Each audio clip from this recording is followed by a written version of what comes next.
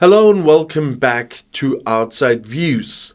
It's now been more than 5 years since Brexit officially happened, and today we need to talk about two major promises made by supporters that never came true. Because after all the slogans, the campaigns and the political drama, reality has set in, and the results, they are clear. But let's start with the first major promise, trade and economic prosperity. Brexit was sold as a way to free the UK from the so-called shackles of the European Union. Boris Johnson and others painted a vision of global Britain where the country would strike lucrative new trade deals around the world unhindered by EU bureaucracy. They promised that the UK economy would thrive outside the EU, that new opportunities would open up, and that Britain would be free to negotiate better deals on its own terms. Well, 5 years later, where are those benefits? The truth is, they never materialized. Instead of thriving, the UK economy has struggled with numerous Brexit-related economic shocks. The country's trade performance has lagged behind similar economies, and rather than becoming a global Britain, it has actually become a more isolated Britain. The idea that the UK could replace lost EU trade with new deals around the world has been exposed as a fantasy. The trade agreements signed so far have mostly replicated deals the UK already had as an EU member or have added only marginal benefits. For example, the much-hyped trade deal with Australia ended up favoring Australian producers, particularly in agriculture, while providing little to no real advantages for British businesses. The government's own analysis showed that the economic benefits of these new trade deals would be minimal compared to the losses incurred by leaving the EU single market.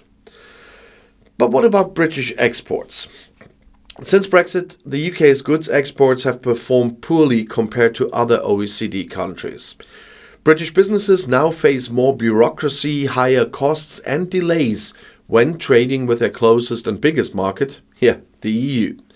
Instead of growing, UK exports have stagnated. From 2019 to 2024, the UK's goods exports grew by only 0.3% per year, while the average across OECD countries was 4.2%. And instead of benefiting from a post-COVID global trade boom, the UK was largely left behind. On top of that, businesses that used to rely on easy trade with the EU have been struggling.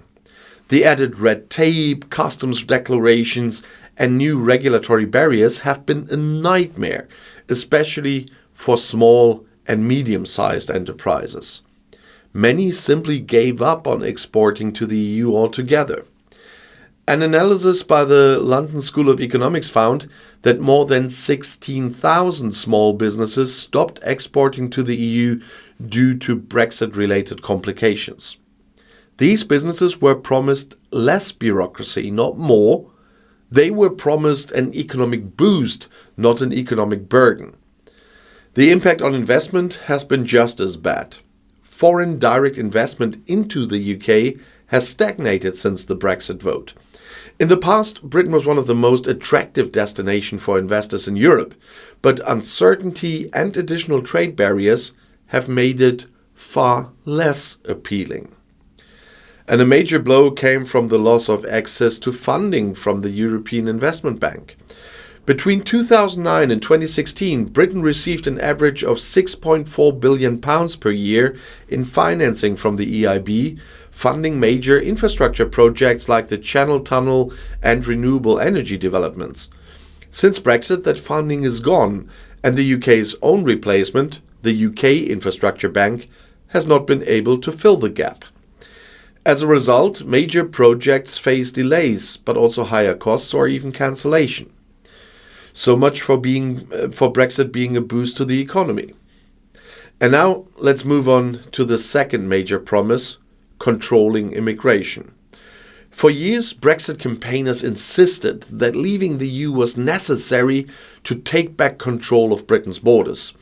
They painted a picture of an overwhelmed system flooded with EU migrants and promised that Brexit would bring immigration numbers down. The reality? Immigration has actually increased since Brexit. And it hasn't just increased slightly, it has skyrocketed. Since Brexit, net migration to the UK has reached record highs. In the 12 months leading up to mid-2023, over 900,000 migrants arrived in the UK. And this is far higher than any pre-Brexit levels. Instead of reducing numbers, Brexit led to a major shift in where migrants come from. Before Brexit, many migrants came from EU countries, like I once did.